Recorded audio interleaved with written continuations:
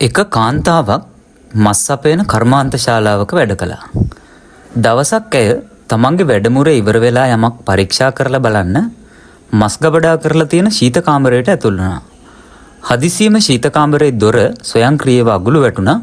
කාන්තාව ඇතුලේ හිර වුණා. ඇය ශීතාගාරේ දොර අරින්න බැලුවා, උදව් විල්ලලා කෑ ගැහුවා. හැබැයි අවාසනාවට ශීතාගාරයෙන් පිට හිටපු කාටවත් ඇහුනේ නැහැ. මේ අතර වැඩමුරේ අවසන් නිසා සේවකයෝ හැමෝම ටික ටික වැඩපොලෙන් පිටත් වෙලා ගෙවල් වලට ගියා. අර කාන්තාව කවුරුත් දන්නේ නැතුව අඳුරු ශීතාගාරය ඇතුලේ තනියම හිර වෙලා හිටියා. මේ විදියට හැන්දෑව ඉඳන් රෑ වෙනකල් පැය 5ක් විතර අධික ශීතලේ ගල් ගැහිලා මරණාසන්නව ශීතාගාරය ඇතුලේ කාන්තාව වැටිලා ඉද්දි වැඩපොලේ ආරක්ෂක නිලධාරියා හදිසියෙම වාසනාවකට වගේ ශීතාගාරේ දොර ඇරලා බලද්දි ඇයව දැකලා ඔහු ඇයව බේරගත්තා. එළියට ඇවිත් ටිකක් උණුසුම් වෙමින් යථා තත්ත්වයට පත්වෙන අතරේ අර කාන්තාව ආරක්ෂක නිලධාරියාගෙන් ඇහුවා, ඇයි ඒ අවේලාවේ ඔයා ශීතාගාරේ දොර ඇරියේ? ඒක ඔයාගේ රාජකාරියේ කොටසක් නෙමේ නේද කියලා. ඒ වෙලාවේ ආරක්ෂක නිලධාරියා කියනවා, මං දැන් අවුරුදු 35ක් තිස්සේ මෙතන වැඩ. හැමදාම මේ වැඩපොළට එනවා යනවා.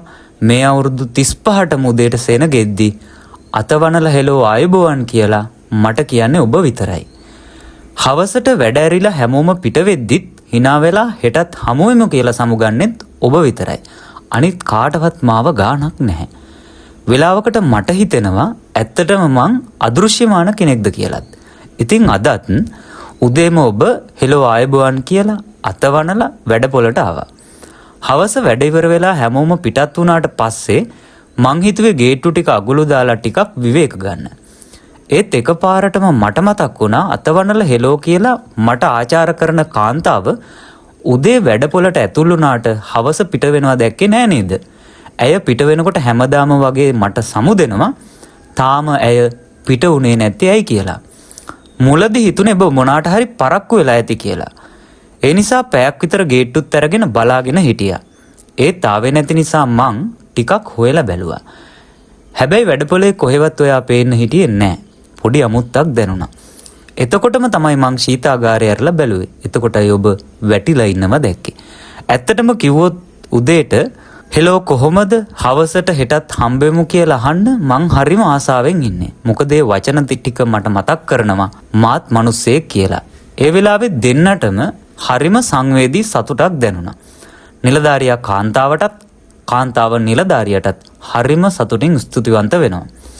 ඉතින් අපි හැමෝටම ප්‍රශ්න තියෙනවා.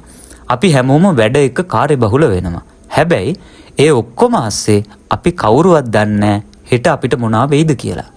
ඒ නිසා හොඳට මතක තියාගන්න, දිනපතා ඔයාව මුණ ගැහෙන අයට හොඳ පිළිගැනීමක් දෙන්න.